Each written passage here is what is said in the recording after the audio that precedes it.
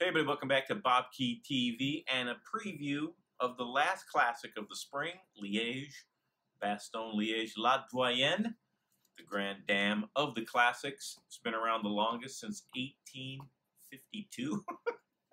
Let me ask you guys this, go to the comment section. What sport that was popular in 1852 is still huge to this day? I mean, jousting, log rolling, lumberjacking. I'm not sure what they were doing, but they were doing Liege-Bastogne-Liege. And it's become one of my favorite bike races. And I'm going to have to say this. In recent years, it's become way too predictable. And I'm hoping that with the 7-man rosters, that will be different. That there will not be one team strong enough, like Movistar can be, to control the tempo and deliver Valverde to the bottom. We've seen that 4 times in the past, but I have a feeling that this year it's going to be different. It's going to be a lot more exciting racing. And all of the favorites that I've listened to their interviews after the team presentation have said, be aware of long-range attacks. That means the racing that was similar in my day when it was a flat-out battlefield on La Redoute, 3 climbs from the finish and many miles to go, will be a big part of tomorrow's race in Liege-Bastogne-Liege. 12 climbs, relentless. I think it's something like close to 5,000 meters, 15,000 feet of total climbing in Liege-Bastogne-Liege, which they're not mountain climbs, but they're much more difficult than Amstel. They're much more pulverizing than Flèche Wallonne, and a real tough man wins Liege-Bastogne-Liege. Of course, last year it was Alejandro Valverde.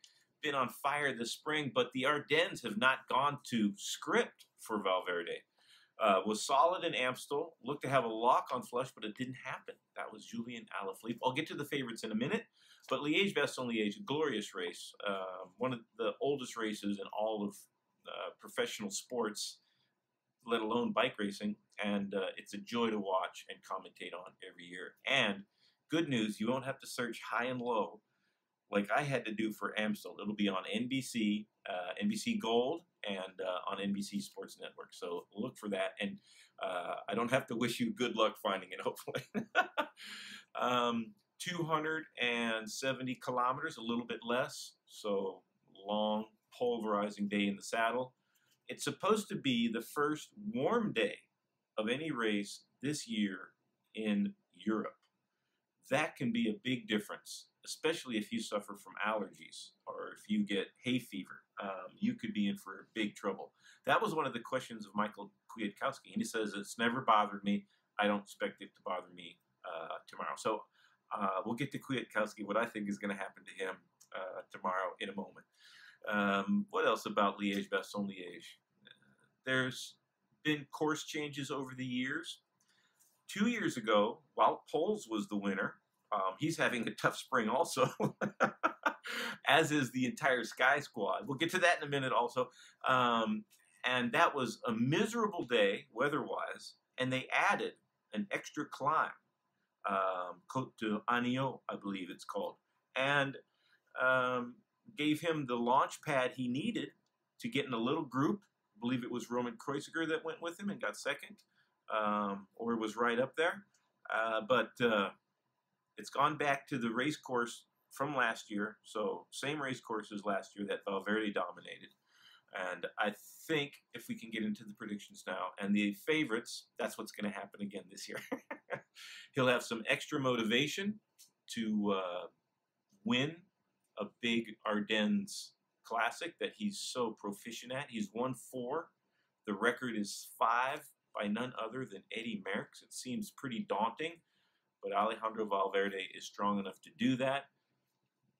If the tactics play out in his favor, which I'm thinking they will, he will be the strongest on the last climb of the day. I think it's going to be a lot smaller group at the finish. I think Julian Alaphilippe and the Quick Step squad will race quite well. I think Alaphilippe will be on the podium, and I think Michael Kwiatkowski will be on the podium. We won't have quite enough to win, but Team Sky really needs to salvage something from their Spring Classics campaign. It has not gone to script for Team Sky. And Michael Kwiatkowski is a type of rider that on Wednesday he could be horrible and Sunday win. From one race to the next, he has huge peaks and valleys.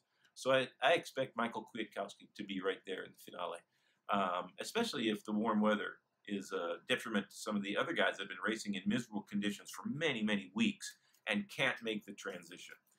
Lotto Soudal is an interesting squad to talk about also. Tim Wellens, Jelle Vanendert, who was third in Flesh Alone, and Tish Benoot. Tish Benoot, first Liege-Bastogne-Liege. That's going to be interesting to see how he does. He's had a good spring so far.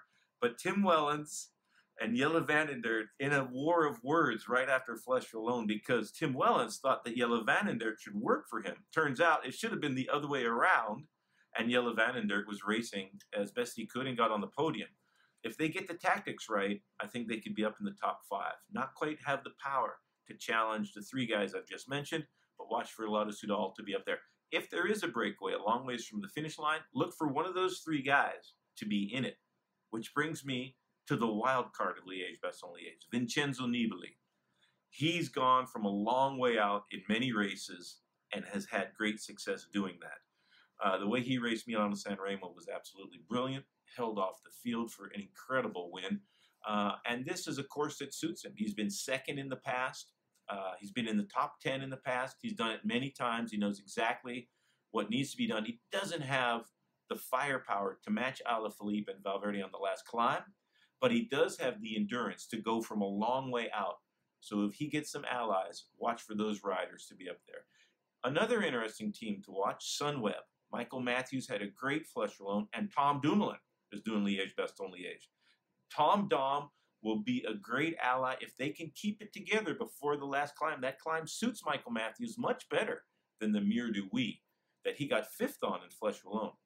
If he gets anywhere near the finish line, near Valverde, near Alaphilippe, near Kwiatkowski, he will smoke them in the sprint. So Michael Matthews might pull off a huge surprise tomorrow. I've got my 3 favorites. Let me know who you think. It's going to be a brilliant race. I hope you get a chance to see it. And it's the end of the classic season. And from this point forward, we get into the stage races. So bike racing is a sport that keeps